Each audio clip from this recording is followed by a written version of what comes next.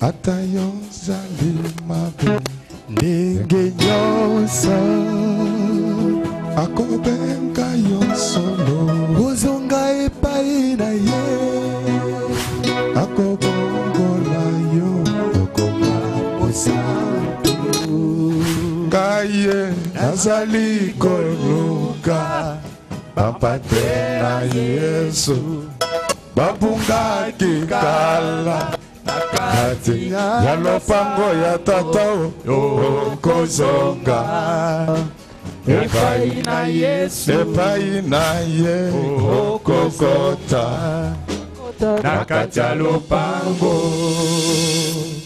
Nous pouvons nous mettre debout. On va nous lire Exode 34 verset 29. Moïse descendit de la montagne de Sinaï, ayant les deux tables du témoignage dans sa main, en descendant de la montagne, et il ne savait pas que la peau de son visage rayonnait, parce qu'il avait parlé avec l'Éternel. Amen. Amen, amen. Amen. Zambe kata.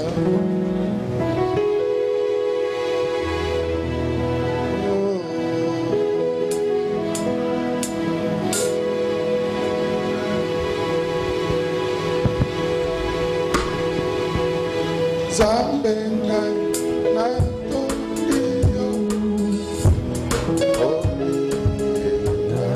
mingi bema ya pamba na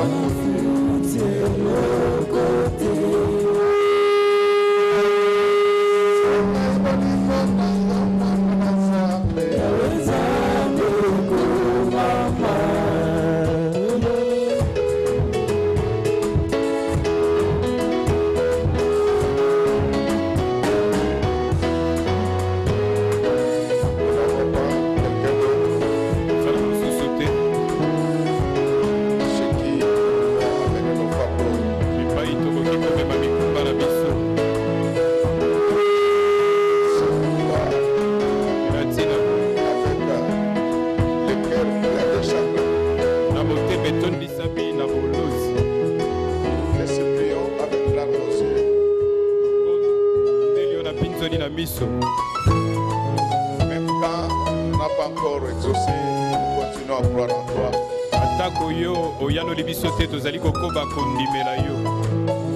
Parce que nous sommes sûrs que ça ira. À Dieu soit la gloire.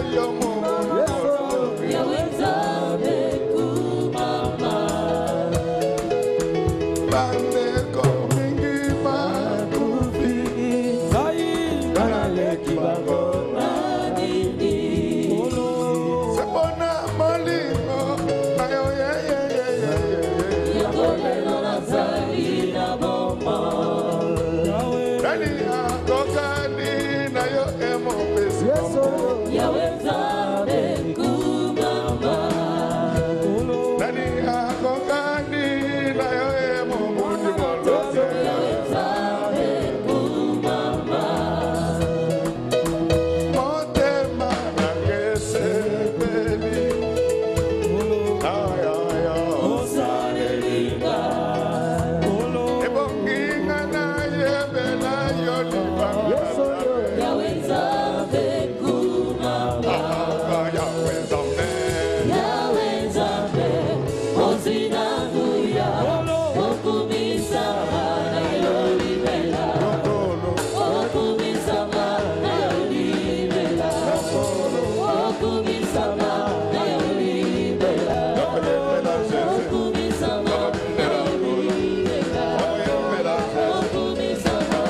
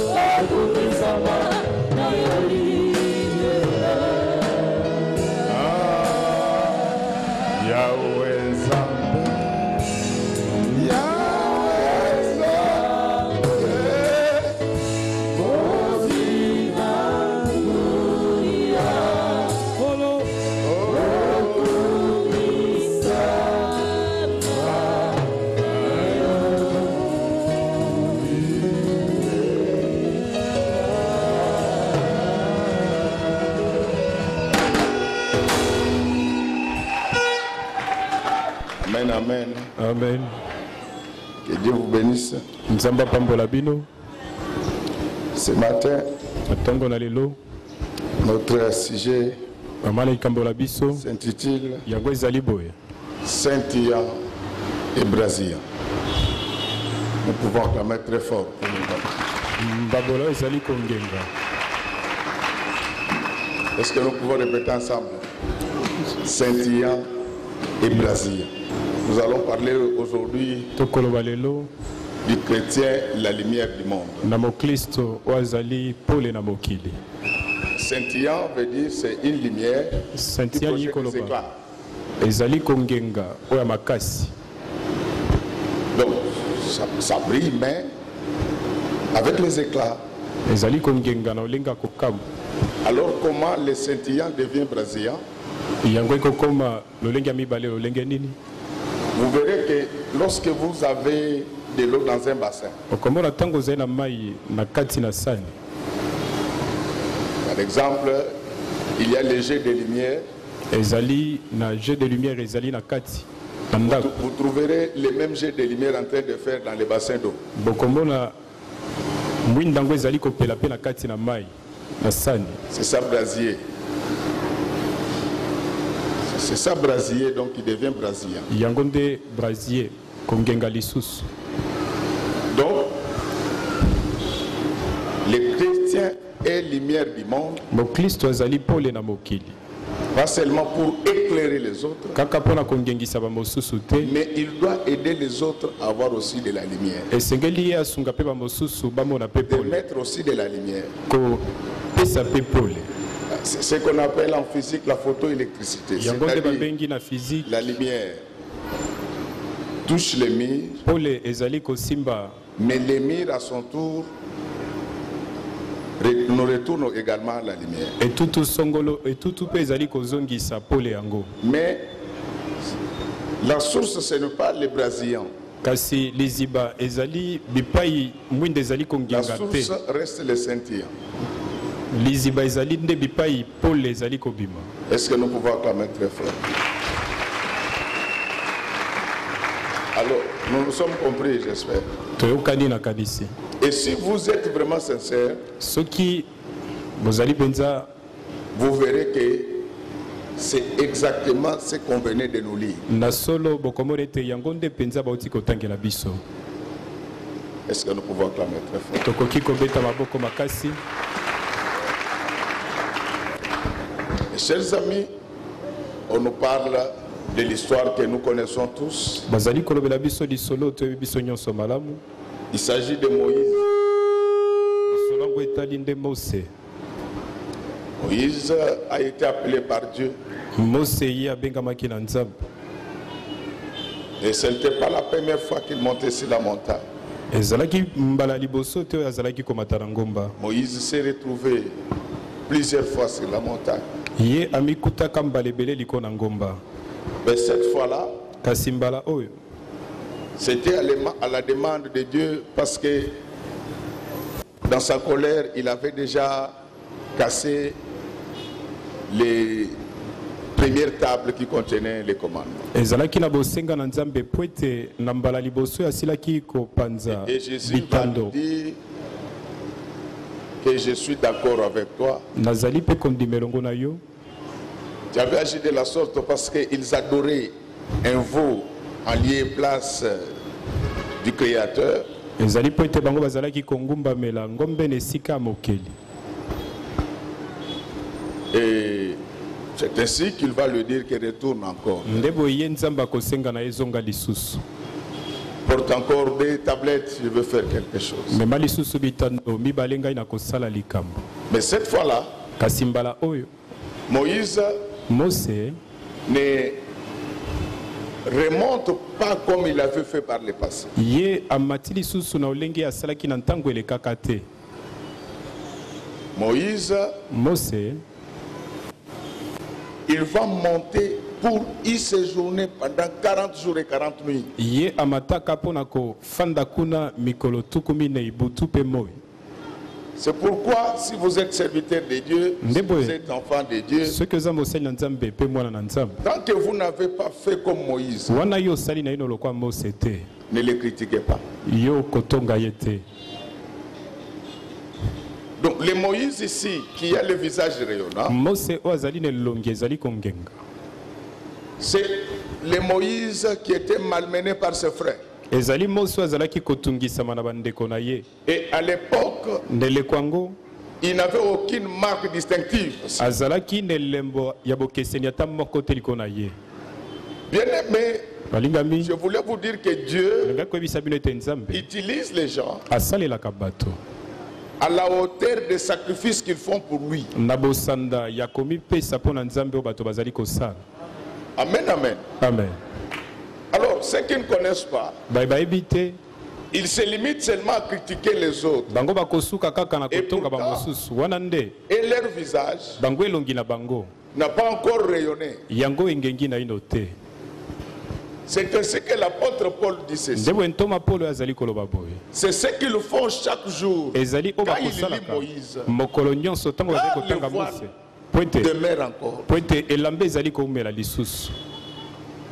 Il y a les gens dont le ministère est voilé. ezali na bato oyo lotomo yango esili kokangama kozipama. Il y a les gens dont la foi est voilée. ezali na bato oyo nzela na bango eza ya kokangama. Ces gens-là ne peuvent pas chercher à égaler ceux qui se sacrifient pour le Seigneur. bato yango bakoki te komeka kokoka na bao bazali komipesa mpo na nzambe te. C'est vrai que nous disons que Guégué n'est pas Dieu. ezali solo tokolobaka ete gege Et aza nous nzambe allons te. le répéter même devant un fusil. biso tokobandela yango ata liboso na monduki. amen. Et pourquoi on en arrive à toutes ces choses? mpo na ntina nini tokokóma na makambo C'est nyonso parce qu'on mélange les ministères po ete bazali kosangisa lotomo avec l'impudicité, na ekobo le vin na vigno et le caviar. na Les hommes puissants bato ya nguya que Dieu utilise, oyo nzambe asalelaka ça n'a jamais été des justeurs. batikala kozala bato baluka na biloko Ça songolo n'a te jamais été des succès. etikala Je kozala vous bato expliquais bakoluka kosepela na biloko te Jacob avait natalisaki vu bino les anges monter et descendre lolenge sur nini yakobo l'escalier. amonaki C'est parce que Jacob, banjeli quand kokita il kombata dormait, il ne mettait pas sa tête sur l'oreiller, ezali po mais ete il posait sa tête sur une pierre. Tango Comment azalaki tu peux kolala. dormir lorsque la tête est sur une azalaki pierre? kotia motu na likolo na libanga kolala olenge nini soki moto efandi likolo na libanga Bien-aimé, je voulais vous le dire, balingami ndenge koyebisa bino que si vous voulez être vraiment ce chrétien, la lumière du monde, soki olingi kozala moklisto oyo pole na il mokili y a le prix qu'il faut payer. ezali na motuya songolo esengeli kofuta Dieu peut vous utiliser, nzambe akoki kosalela yo Puissamment. na nguya vous assurer de la renommée, kopesa yo sans que vous kombo n'ayez invoqué etombwama Guégué. wana yo obelela gege ata moke te Mais je voulais que vous notez ces détails-là. nalingaki bokoma nde Ce makambo n'était pas la première fois ezalaki mbala ya liboso que te Moïse montait sur la montagne. oyo mose azalaki Mais komata na qu'est-ce qui ngomba change? kasi likambo nini ebongwani Le temps passé dans la présence du Seigneur. ezali ngonga oyo alekisaki Quand na il bozalisami montait na nzambe auparavant, na ntango ya liboso ntango azali komata il n'y avait pas la même détermination que lorsqu'il le fait.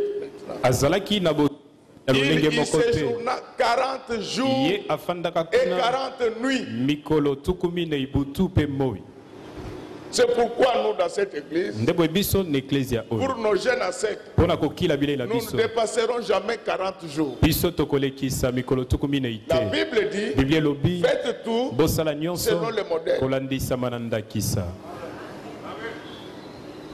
Et d'ailleurs, les gens qui vous disent qu'ils gênent pendant 800 000 jours, bato bakotalisa bino ils vous trompent, ils mangent. bakokilaka mikolo ebele koleka Je bakosaka vous ai bino bango déjà baliaka parlé de l'histoire là. Donc, nous avions un frère, tozalaki na ndeko moko il n'était pas encore mûr. Un jour, il dit non, aujourd'hui je vais faire aussi 40 jours comme vous. ye mpe akolaki na ino te ye alobi ete alingi asala mikolo tuku mine ya kokila Donc, lokola comme nos biso pasteurs, allaient. lokola babateli pate na biso Il a commencé jusqu'au 13e jour. ye abandi kino na mokolo ya zomi na misato Alors, nous voyons seulement le frère. tomoni kaka ndeko Le frère était couché, il ne marchait plus. ndeko Il azalaki ya était devenu kolala comme Zacharie, il parlait avec les gestes. ye akomaki lokola zakari abandi koloba kaka na kosala bilembo Alors, les gens qui n'étaient pas mis dans la foi bato bazalaki na kobela te vont dire que non, le Saint-Esprit bango balobi molimo les mosantu dirige. ezali kokamba C'est ye pourquoi j'aime Papa Chingombe, que Dieu le bénisse. nde boye nalingaka papa chingombe nzambe apambola ye Le patriarche Chingombe vient, il dit non. papa chingombe ye alobi te Tel que je le vois, lolenge nazali komona il a awa faim. aza mpenza na nzala makasi Vous priez, bino bobondela mais moi, kasi ngai qu'on me fasse une bouillie chaude. basalelanga potopoto ya moto makasi On a fait la bouillie chaude. basali potopoto ya On moto a pris seulement une cuillerée. batie kaka lutu On l'a moko mis sur la pamba langue. batie na lolemo Autorité na Moutou, autorité na Manzaka. Après, on voit le frère comment ça fait comme ça. mbala moko ndeko atelemi abandi Donc, koninga si tu n'es pas encore habitué, soki omesana na ino te commence d'abord par les 3 jours à 5. banda na miko misato 5 jours, tu vas miko progressivement. mitano yo kokende moke Il ne faut boke pas brûler les étapes. esengeli te Mais les jours où kokumba vous allez le mosusu faire, mokolo bokosala yango il y aura quelque chose qui va changer dans votre ekozala na ministère. eloko moko ekobongwana na lotomo na yo Alors, Moïse lui-même ne savait pas que son visage est en train de rayonner. mose ye moko ayebaki ata te elongi ne ebandaki kongenga À la descente, na kokita na ye Aaron le fixa. alonda meka akotala ye Il eut peur. abangaka Tous ceux qui étaient autour de lui, banyonso bazalaki pene na en les ye regardant, wana bazali kotala ils ye eurent peur. bango nyonso babangaka C'est pourquoi évite de dire aux sorciers que bokosanga eloko te na Yesu na ngai. nde boye Bango bayebaka tika soki Yesu koyebisa azali ou bien azali bandoki que vous te. n'allez rien me faire parce que les sorciers savent que Jésus est là où il n'est pas là. Pierre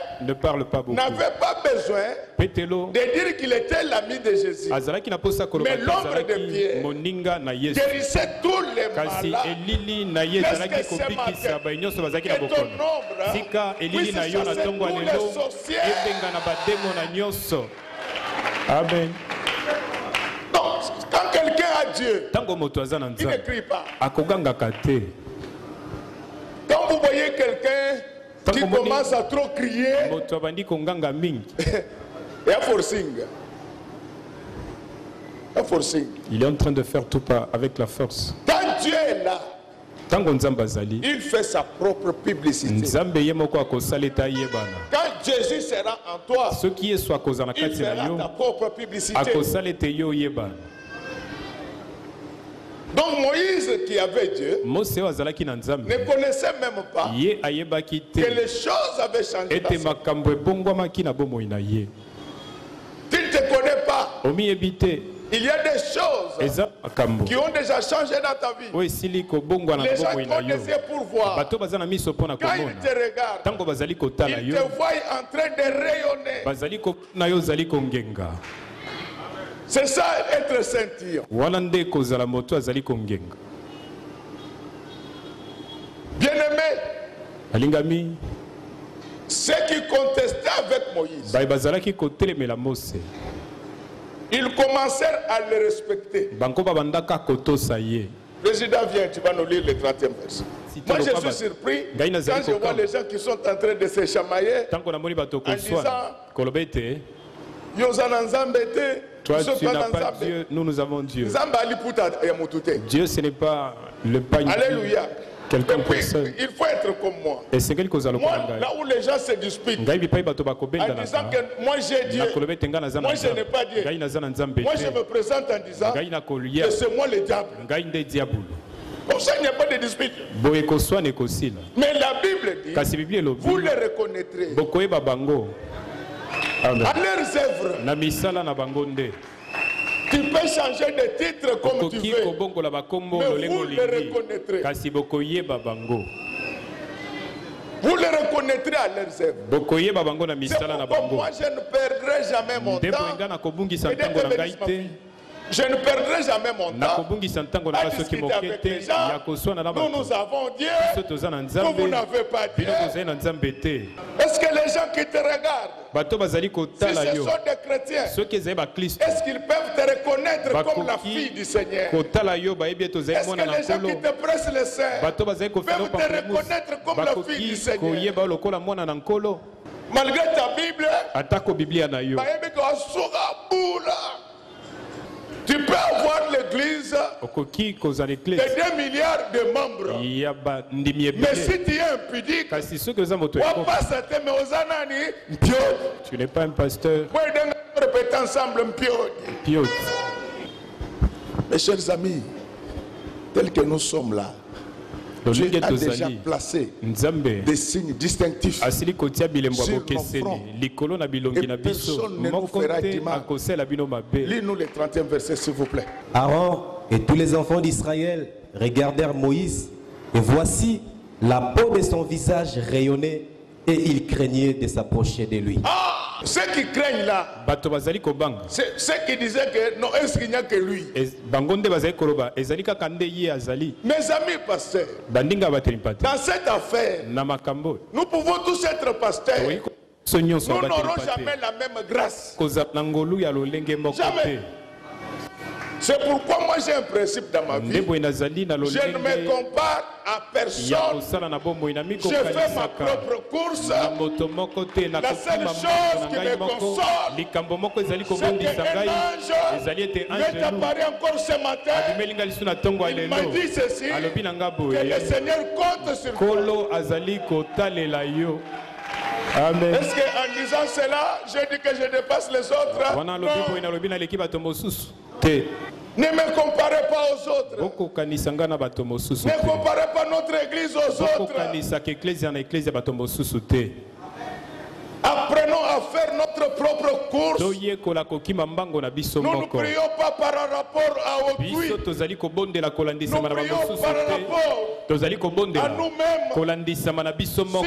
nous donne, soki apesi biso c'est bien. eza malamu. S'il ne nous donne soki pas, apesi biso te c'est bien.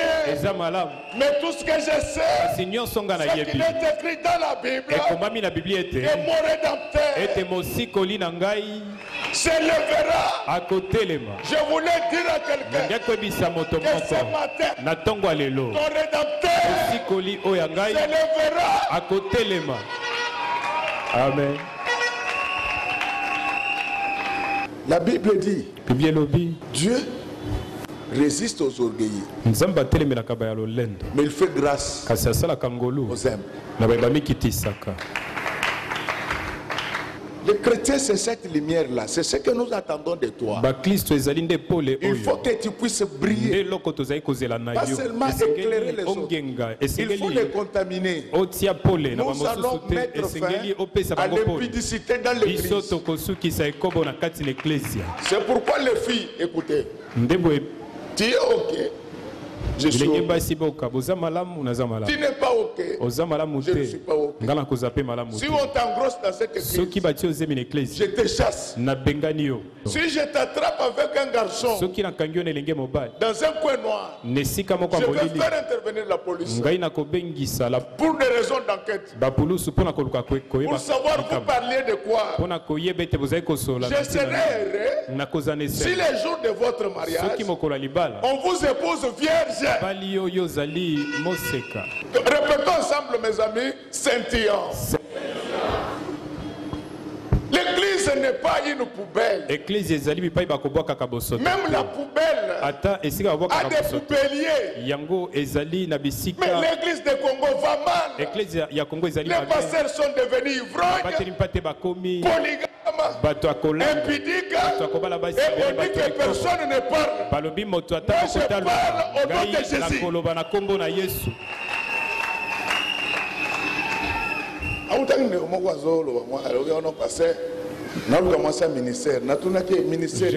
J'ai croisé un frère qui m'a dit qu'il cherchait la femme du ministère. Il y a mine ou bien il y a budget? Je lui ai demandé c'est quel ministère? Le ministère de mine. Non, tu vois ma femme ne parle pas l'anglais. Même si ta femme ne parle pas l'anglais, c'est ta femme. Et puis s'il y a les mamans qui veulent apprendre l'anglais, moi j'ai ma belle-sœur, elle est à l'hôpital. Elle parle l'anglais. Vous voulez parler l'anglais? On va vous former par ma belle-sœur. Pour les papas, nous avons déjà Papa Kazadi là-bas. On va faire un programme. Si quand c'est organisé par l'église, moi-même je surveille. Mais je ne voudrais pas que tu ailles apprendre l'anglais. Et on commence à te dire, what is this in English? Mais c'est un mauvais professeur. Mes amis, je suis en train de vous réveiller. Répétons ensemble scintillant. Donc, comme il a commencé, what is this? Il va te dire, can I touch? Mais il faut quand même répéter ensemble scintillant. Donc, je connais des choses, papa. Anglais, c'est comme les angos. Les femmes dans leur classe et les hommes dans leur classe. Vous ne voyez même pas qu'il y a le système de lycée, de collège. Si c'est ta collègue femme, what is this in English? I don't know. Can I touch? You can touch, madam. Il n'y a pas de problème. Mais vraiment un étranger. Élire le président. Un étranger ne peut pas élire le président. Non, ça c'est l'élection présidentielle. Ça c'est pour les autochtones. Mais si tu es belge, tu ne vas pas voter. Tu es professeur, tu ne peux pas toucher ici. Ça c'est l'élection présidentielle. Acclamons très fort pour le roi de... Même quand vous partez à l'hôpital, si vous avez la malaria, en tout cas je vous conseille de ne pas enlever jusqu'au retour de Jésus. Quand il te dit, dis que docteur, j'ai mal à la tête. Si tu veux toucher, la tête est là. Parce qu'il y a des médecins moins sérieux. Ils disent, comme il a dit ainsi, quand il viendra à l'hôpital, moi je ne viendrai pas dans votre hôpital. Je prendrai les médicaments traditionnels. Et puis, si je venais, Dieu va toucher. Laisse, abandonne ce que tu es en train de faire. Tu ne me touches pas. C'est toujours là. Oui, c'est quoi? C'est quoi? Il appelle l'infirmière. Son infirmière s'appelle Nathalie. Nathalie, coup de peste. Coup de peste. Mais quand il voit la fille, viens. Qu'est-ce que tu sens? Non, j'ai le mot de tête, ça n'a rien à voir. Est-ce que tu as un peu de fièvre? Un peu de fièvre ici. Bien aimé, donc tout ça, c'est scintillant. Moïse en descendant de la montagne, tout le monde qui le voyait, il voyait la lumière sur son visage. Tu es enfant de Dieu. Est-ce que les gens qui te voient, est-ce qu'ils voient la lumière? Est-ce qu'ils sont éclairés? Ta parole est une lampe à mes pieds, une lumière pour éclairer mon sentier. Est-ce que tu es dans la foi? Bien-aimé, Moïse, il monte sur la montagne. Il est en contact avec le soleil de la justice. Tellement qu'il est resté dans la présence de Dieu. Son visage rayonnant. Quelqu'un qui est resté longtemps à l'église. Son comportement doit rayonner. C'est à ce moment-là qu'il devient scintillant. Ceux qui le voient Dieu. Amen. Nous, quand nous sommes venus dans la foi, il y avait de ces filles-là. Quand on les courtisait par les garçons sur la route, elles donnaient l'adresse de l'église. Et les garçons, en venant, il était sûr qu'il allait trouver sa pite. Il trouvait la fille qu'il attendait. Quand il entrait, il voyait cet écrit au mur. Jésus-Christ est Seigneur. Il posait la question, c'est ça chez vous? Il lui a dit oui. C'est ça notre maison. C'est la maison de Dieu. Il a besoin de toi. Abandonne cette mauvaise voie. Et comme les filles le faisaient de mon cœur, finalement les garçons qui étaient venus pour s'amuser, ils s'est décidé pour l'épouser. Est-ce que tu es lumière? Est-ce que tu es scintillant? Depuis que tu es resté dans la présence de Dieu, est-ce que aujourd'hui tu es brasillant? Est-ce que tu peux projeter de la lumière pour les autres? C'est ça le problème que nous avons avec les frères. Ils remplissent les églises tous les dimanches. Mais en réalité, ce sont des fils et des filles de Satan. Je voulais vous dire, mes chers amis, le Seigneur Jésus reviendra. Moi, je ne peux pas vous dire il revient bientôt. Comme je ne connais pas les règles. Il revient bientôt. Ou après. Ce qui est certain, il reviendra. Même s'il ne revenait pas, un jour tu mourras. Où est-ce que tu iras? Aujourd'hui, les jeunes gens sont dans la débauche, dans la cigarette. Ils prennent du chanvre. Ils pensent que c'est ça être fort. Et là, je dénonce le comportement de notre gouvernement. On traque les églises. Mais les débits de boissons et de chanvre sont tranquilles. Je dénonce ça. Vous savez, ce matin, on revenait d'Inde avec lui à 4h du matin. Quand je le dépose, je ne savais pas qu'on a un bar à côté ici. Apparemment, tous les bars maintenant, ce sont des bars dans des maisons à étage. Mais c'était du boucan. Personne n'est allé déranger là. Je me suis posé la question. Si c'était l'église, il serait déjà venu. Non, je suis contre le tapage. Mais il faut que la loi soit appliquée de la même manière contre tous. Je dénonce ça. Ne nous prenez pas pour des imbéciles. J'ai dit non. Les bars est à côté ici. Ça ne dérange personne. Et quand vous allez là-bas, je suis allé à Ndé. J'ai trouvé le chef du quartier qui dérangeait Odé. Ça c'est un pays. Non, non. Maintenant, ce sont les administrés qui venaient. Chef Tika, le chef du quartier.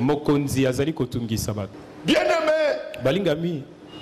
Nous prêcherons la parole jusqu'au retour de Jésus. Mais tu dois savoir que tu es la lumière du monde. Là où tu étudies, sois une lumière. Là où tu vends, sois une lumière. Là où tu travailles, sois une lumière. Mais je voulais te prévenir. Tu ne feras pas l'unanimité. Jésus lui-même n'est pas accepté par tout le monde. Vous verrez toujours le petit sorcier en train de parler à mal de vous. S'ils exagèrent, ils les amènent chez le juge. Mais s'ils demandent pardon, là tu pardonnes. Parce que nous sommes dans un pays où on ne respecte pas les gens. Quand on parle de pasteurs dans ce pays, c'est comme si on parlait de Koulouna. Même les Koulouna sont respectés. Messieurs, apprenez à respecter les pasteurs. Je vous l'ai dit, au Congo, il y a des pasteurs plus instruits que le Premier ministre. J'ai l'autorité de l'Église. Respectez les gens. Vous aussi les chrétiens. Respectez les autorités. Donc au Congo, l'injure est facile. On insulte facile. Si tu te moques de moi, je vais te taper. Comme j'ai vu dans une église, frère, moi j'étais karatéka, je l'ai dit Costa Karatéka. Sur cette ville, on connaît deux grands karatékas, Maître Bébin et Maître Moalf. Et toi tu viens d'où? Vous savez, moi ça me fait mal quand je vois les gens porter la ceinture noire. Donc celui qui a la ceinture noire est capable de marcher de Bandar jusqu'à Maluku. Il est ceinture noire. Et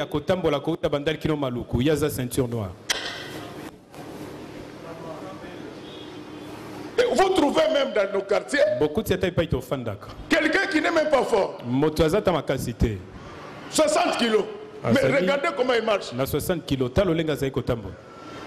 Mettre sans paquet, yaka. Est-ce que tu es lumière?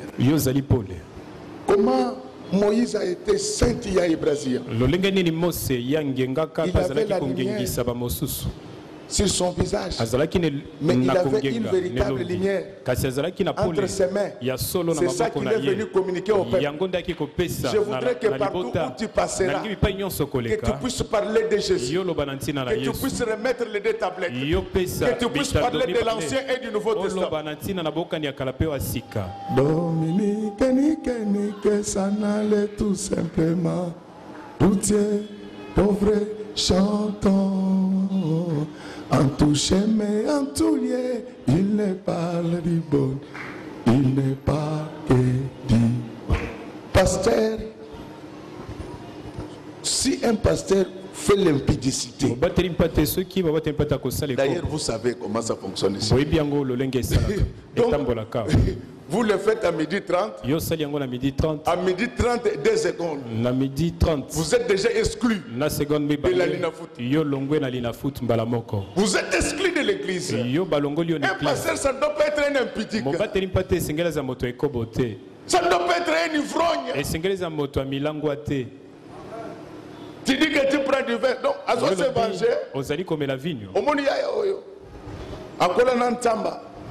Na Lungwila. Nachibuku. Le pôle Mambonga m'a posé comme belé. Comme il a. À l'objet, mais le vin. Moi et toi, nous allons prendre de l'eau et du jus. Si tu trouves un pasteur qui prend de l'alcool, dis-lui que ce n'est pas au prince. Ce n'est pas au prince de prendre de l'alcool. Ce n'est pas au prince de prendre des liqueurs fortes. Un prince l'a fait.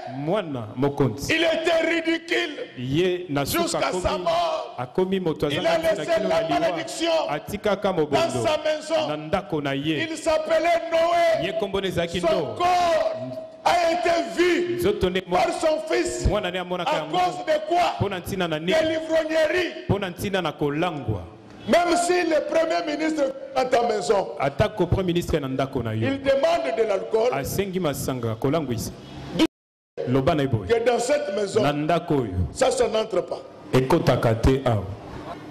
Et si tu le fais dans la crainte de Dieu, il va t'aimer. Aujourd'hui, l'église est une église de compromission. Les gens qui ont la lumière, ils ont peur.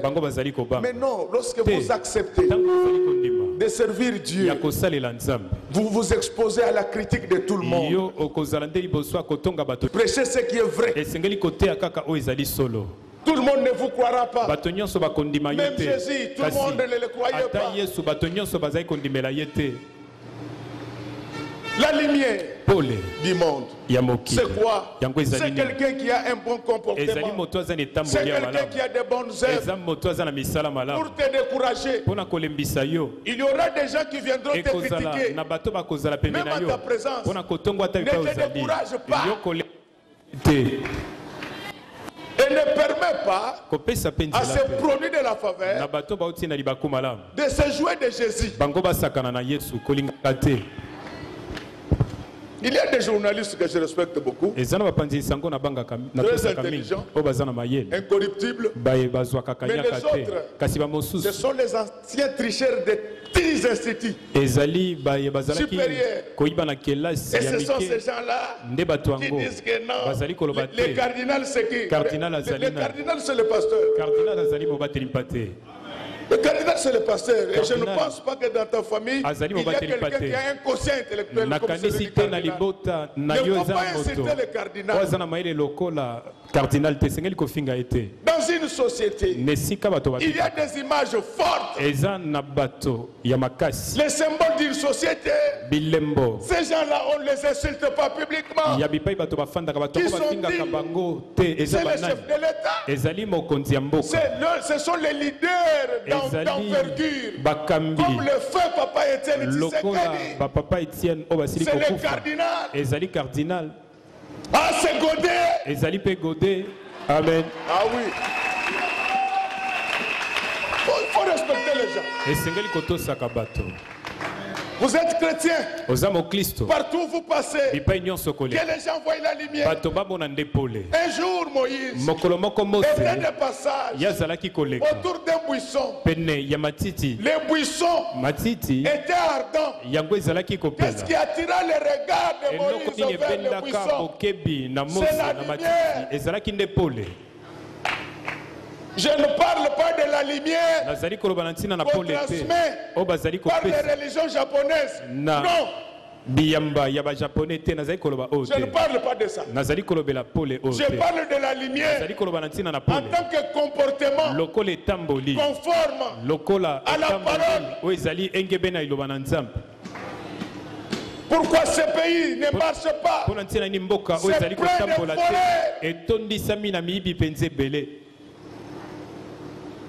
La population ne paye pas des impôts. Certaines autorités politico-administratives détournent les deniers publics. C'est ce qui tue ce pays. Le Congo, pour le moment, n'a pas besoin de faire marcher les boîtiers.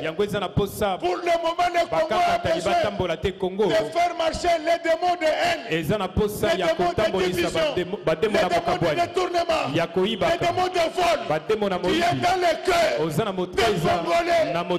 Congolais.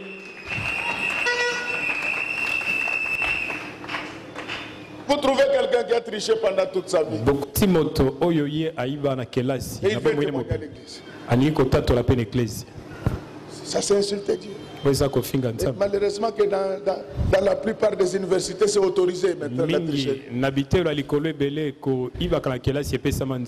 C'est pourquoi j'ai un grand respect pour les universités catholiques. C'est ainsi qu'on a des diplômés, mais de moins en moins d'intellectuels. Ça c'est dangereux lorsque c'est l'université elle-même qui cautionne la fraude. Et il y a de ces universités-là où quand nous arrivons, on dit oh, celui-ci, il vient pour que les étudiants partent. Comme ce sont les étudiants qui payent les minervales. Ils sont devenus actionnaires dans les universités. C'est comme maintenant. Il y a des gens qui font leur thèse à l'âge de 60 ans. Et que ça passe à la télé. Il faut avoir, dans certaines choses, il faut avoir honte. Donc, vous soutenez la thèse à 60 ans. Vous obtenez votre licence à 70 ans. Et vous passez à la télé. C'est anormal. Répétons ensemble, c'est anormal. C'est anormal. Quand vous obtenez la licence à 70, qu'est-ce que vous allez faire? Vous allez présenter ça au cimetière. Licence na 70 ans, ça n'a ok, nango na cimetière, to ko sale loko. Et ça il quoi pourquoi? Et les gars n'enga nini? Il y a pourquoi? Bah il bate. Est-ce qu'on peut acclamer? Toko ki kobeta maboko makasi. Bien aimé. Balingami. La lumière attire. Pole yango ebendaka. La lumière prêche. Pole teaka. La lumière parle. Pole lobaka. Moïse n'était pas sorti pour assister à un culte. Mais pendant qu'il était en train de paître les troupeaux de son beau-père, il tourna les regards. Il vit la lumière. Alors, c'est la lumière qui a fait que Moïse s'arrêta et regarda. Amen. Est-ce que vous m'entendez vraiment bien? La voix n'est pas sortie avant. Moïse s'est arrêté parce qu'il voulait voir quel est ce mystère. Un feu enflammé mais qui ne brille pas. C'est quand il regardait que maintenant la parole est sortie. À partir de ton comportement, tu peux évangéliser plusieurs. Amen. Mais tu es une femme mariée. Quand tu manques de respect à ton mari, qu'est-ce que tu gagnes? Toi, tu te moques de moi. Tu sais combien d'hommes étaient derrière moi? Ils étaient derrière toi. Est-ce qu'ils t'ont épousé? Papa, il faut quand même m'appuyer avec des affirmations.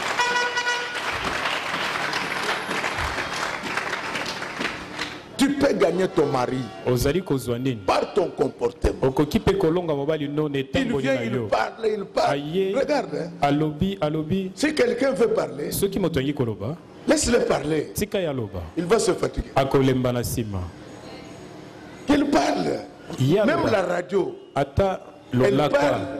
Elle finit par s'éteindre. Tu attends encore la RFI dans ce pays. Et combien il y a Internet? Laisse-les parler. Et toi aussi, papa. Maman, motivez-moi en guise de revanche.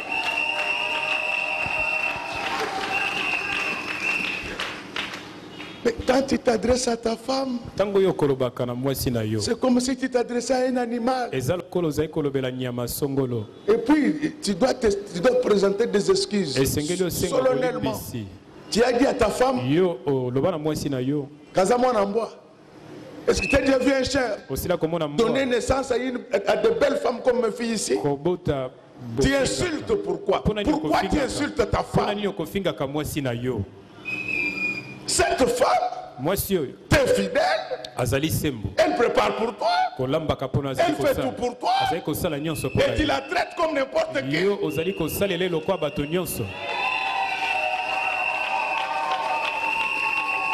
Et je t'informe, hein, organise un peu un référendum sur ton avenir. Pour savoir ce que les gens pensent de ta femme.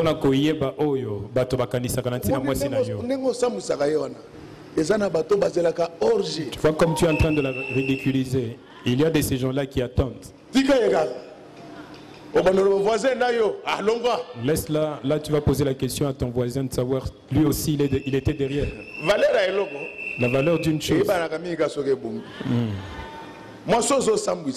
La femme que tu ridiculises, nombreuses personnes quand ils la voient, ils l'envient, ils veulent que tu puisses mourir.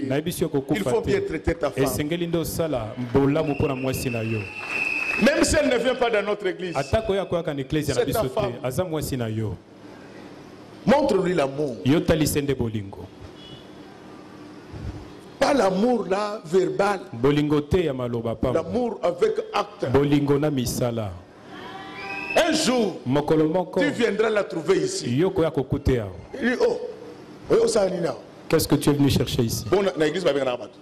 Est-ce qu'à l'église on chasse les gens? Tu fumes et tu prends de la cigarette. Je te dis, si moi j'étais ta femme, tu n'allais pas me baiser. Je te l'ai dit. Ta bouche sent mauvais. Les gens qui prennent de la cigarette, leur bouche sent mauvais. Tu viens là avec la cigarette, l'alcool c'est toujours toi. Et tu as une voix enrouée, c'est comme si tu étais pasteur à cause de l'alcool. Et tu sais pourquoi ta femme ne te suit pas à l'église? Elle t'a attrapé avec sa petite sœur. C'est pourquoi c'est quel genre d'homme? Ta belle sœur dort.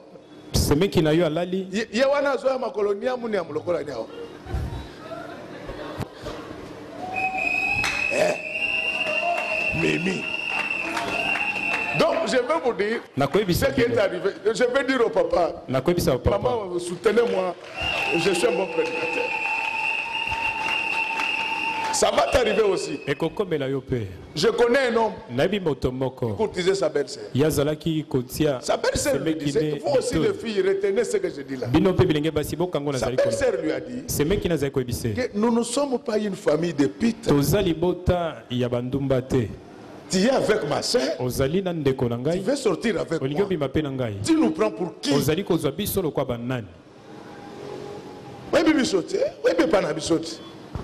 Non, l'homme, ils sont là, ils sont têtus. Vous voyez les gens qui sont habités par le mal. Ils sont persévérants. Ils persévèrent dans le mal. Et nous, on persévère dans le bien.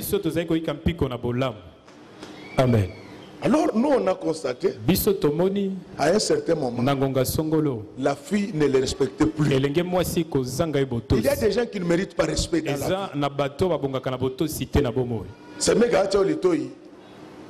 il ne faut pas les respecter. Ne les insultez pas, mais il ne faut plus les considérer. Et puis pour les ridiculiser, il faut raconter ça partout. Il va se décourager.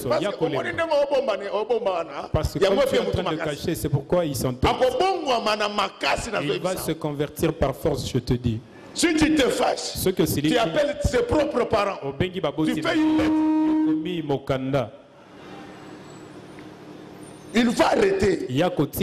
Mais les gars ne voulaient pas. Un jour vers 2 du matin, il est venu comme ça, comme un chat. Fongola, Naza déjà. Il dit ouvre, je suis là. La fille est allée, il a ouvert. Il dit, prise naïsa à côté nini, pour na mona kayo. Dès qu'il dit ça, la fille commence à crier. Moïbe à côté lingai, Moïbe à zobo mangai, Moïbe, bandeko nanga na zokufa. Ma pango ya kufute la bato ebele, bato ndio, wow. Bakanga nani, Moïbe.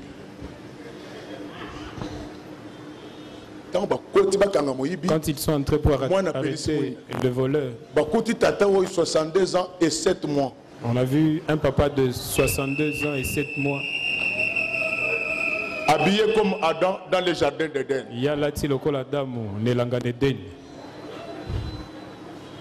Mais on lui pose la question, on dit que c'est ça le voleur. Il dit j'ai fait ça, comme ses parents ne l'avaient pas bien élevé. Ça l'apprendra pendant toute sa vie. Frère, aujourd'hui, cette fille-là, c'est la bête. C'est foutu de 62 ans. Et rester ridicule dans sa maison. Parce que ses enfants ont eu l'information que Tata Oyarani, oula, parce que le papa ça va t'arriver. Cesse avec ta belle-sœur. Mais c'est le ministre, hein? Le bureau de l'État n'est pas un hôtel. Cesse avec ta secrétaire. La secrétaire, c'est une femme mariée. Excellence, monsieur le ministre. Ta secrétaire, c'est une femme d'autrui. Amen. Nous avons besoin de la lumière sur la terre. Jésus, un jour, lassé des ténèbres, fatigué des ténèbres, il va dire à Jean, Pierre, Jacques, il dit que je ne suis plus content de voir ces ténèbres. Accompagnez-moi sur la montagne. L'éclairage, on le reçoit sur la montagne. La montagne que Dieu nous a donnée, c'est l'église image de l'éternel. Quand il vient, reçoit l'éclairage pour éclairer les autres. Amen. Quand ils arrivèrent sur la montagne, la Bible dit que son visage se transfigura. Quand on vient à l'église, le comportement doit changer. Tu étais voleur, tu dois arrêter. Tu étais impudique, tu dois arrêter. Tu étais haineux, tu dois arrêter. Pourquoi tu ne changes pas?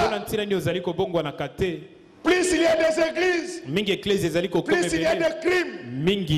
Pourquoi? Parce que dans nos églises, aujourd'hui, on nous parle que des démons. La vedette, l'homme qui doit être célébré dans tous nos cultes, s'appelle Jésus-Christ, le maître de Galilée. Quand il descend, il va écraser les démons. Je ne dis pas qu'on ne doit pas parler des démons. Mais l'église, c'est comme l'université. Les cours n'ont pas la même pondération. Vous ne comprenez pas. Il y a quelqu'un qui dit que non, il confond l'église et l'université. Non, je connais les deux. La Bible dit, recherchez premièrement le royaume des cieux. Le reste. Donc il y a la pondération même en matière de prédication. On doit plus parler du royaume. Amen. Je me rends compte qu'il est temps. Je ne veux pas abuser de votre patience. Saint-Tia et Brésilien voulait dire quoi? Les chrétiens doivent être une lumière pour éclairer les autres et les contaminer. C'est ainsi que les jours de Pentecôte, la Bible dit des choses comme des langues de feu se disposèrent sur leur tête. Nous n'avons pas besoin que de ces colonnes de feu, mais nous avons aussi besoin de ce comportement lumière. C'est ainsi que Jésus disait à ses disciples, que votre lumière brille, que les gens voient vos bonnes œuvres et qu'ils me glorifient moi, votre Dieu qui est au ciel. C'est ça être Saint-Tia et Brésilien. La lumière que vous avez reçue, communiquez-la aux autres. Je ne parle pas de la lumière des églises japonaises. Je parle de la parole. La parole que vous avez reçue, partagez-la avec les autres. Alléluia. Amen. Alléluia. Amen. Le Seigneur revient bientôt. Lorsque vous faites cela, vous serez appelés effectivement enfants de Dieu. Mais l'avantage d'avoir cette lumière, c'est que les gens auront peur de vous. Ceux qui contestaient Moïse finirent par le respecter parce que son visage rayonnait. Que tous ceux qui sont remplis de la puissance du Saint-Esprit, qu'à partir de ce matin, que les démons, que les péchés, les craignent et fuient. C'est ainsi que lorsque Jésus est arrivé à Nazareth, lorsque les démons le virent, ils commencèrent par les supplier en disant que qu'y a-t-il entre toi et nous? Quand vous avez Dieu, vous n'aurez pas peur des démons. Ce sont les démons qui vont avoir peur de vous. Si vous mettez en pratique ce que je viens de vous dire, la peur va changer de camp. La victoire va changer de camp. Tout simplement parce que le visage de Moïse rayonnant après qu'il ait rencontré le Seigneur. Comme vous m'avez écouté ce matin, laisse que non seulement vos visages puissent rayonner, mais que vos études, que vos affaires, que vos entreprises, que tout ce que vous faites dans votre vie puisse rayonner au point de retourner le regard de plusieurs. Ce qui appela Moïse, c'était la lumière du buisson ardent. Le jour où quelque chose comme une langue de feu va se poser sur ta tête, les clients tourneront le regard vers tes affaires. Ton chef tournera le regard vers toi. Mais malgré tout cela, au dernier jour, quand le Seigneur descendra, il sera entouré par une lumière. Il ne prendra que ceux qui ont des choses comme des langues de feu sur leur tête. Je préfère m'arrêter là. Amen. Il me reste de dire une seule chose. C'est ça le message. Que Dieu bénisse les mamans. Que Dieu bénisse les papas. Qu'il bénisse ses serviteurs et ses servantes. Chantres, techniciens, protocole. Soyez bénis de la part du Seigneur. Que Dieu bénisse les enfants qui sont là-bas au fond. Que Dieu bénisse nos voisins. Que Dieu bénisse ceux qui nous suivent à la télé, sur Internet, sur WhatsApp. Que Dieu bénisse notre voisin.